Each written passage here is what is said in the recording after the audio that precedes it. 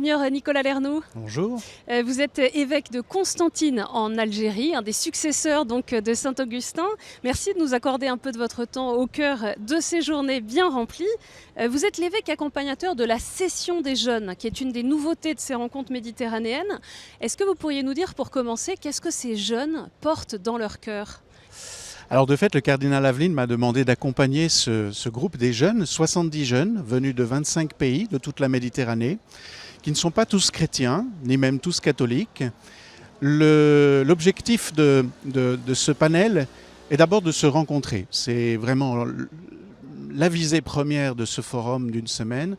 Se rencontrer pour valoriser la différence, prendre conscience qu'on ne peut pas résoudre des questions ou des problèmes sur chacune des 5 rives de la Méditerranée sans prendre en considération les autres. En fait, c'est ça l'axe directeur de ce forum, c'est d'essayer de laisser émerger des réponses à des questions qui sont des questions brûlantes dans la conscience que personne ne peut les résoudre seul.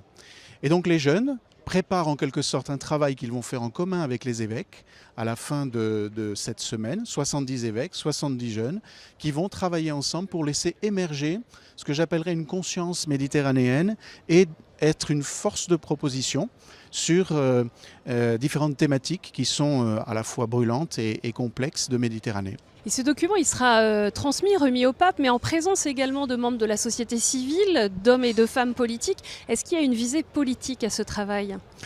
Alors, tout dépend comment on entend le mot politique. Si c'est au sens de la politique, non. Nous sommes ici d'abord entre croyants de cultures différentes qui cherchent en fait à comprendre comment la richesse de leur diversité peut être créatrice de richesse.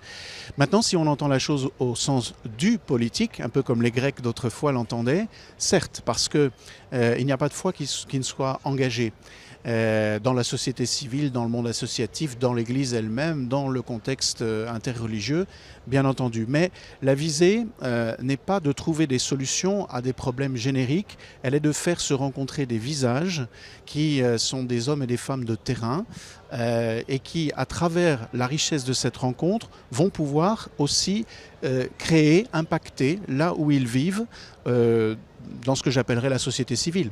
Et dans quelle mesure est-ce que ces jeunes-là, ceux qui ont été choisis, ceux qui font partie de ce groupe, sont capables de produire des solutions pour les problématiques tellement vastes du bassin méditerranéen ? Alors ce que je trouve extraordinaire dans la dynamique de ces rencontres, c'est que, c'est un peu ce qu'on disait le premier jour, ce qui importe, ce n'est pas de partir des idées que l'on porte, mais de l'expérience que l'on a. C'est-à-dire en fait d'accepter de se laisser rejoindre et de rejoindre l'autre dans l'itinéraire d'une histoire personnelle.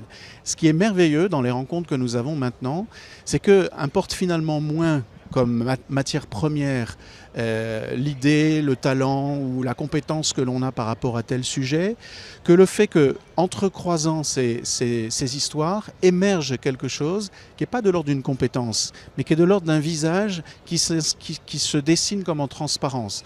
Le premier jour, on a médité sur ce Christ de Péronne, ça date de 1982, quand il y avait des jeunes collégiens qui avaient dessiné ce visage du Christ qui ressort, composé d'une multitude d'autres visages, sans que l'on puisse épuiser le sujet, ni discerner complètement précisément le visage du Christ.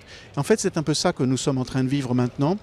Donc c'est moins de l'ordre de la compétence que de l'ordre d'une conscience qui émerge. Donc on est aussi dans un processus, oui. Ce qui finalement est très synodal. J'ai une dernière question, vous êtes donc, je le disais, évêque de Constantine en Algérie.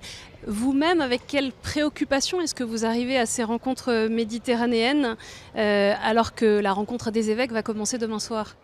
Alors j'arrive d'abord avec une joie d'être aussi porteur d'abord de la joie d'un peuple, d'une société et de sociétés nord-africaines au sens plus large. J'ai vécu en Tunisie 25 ans avant d'être en Algérie.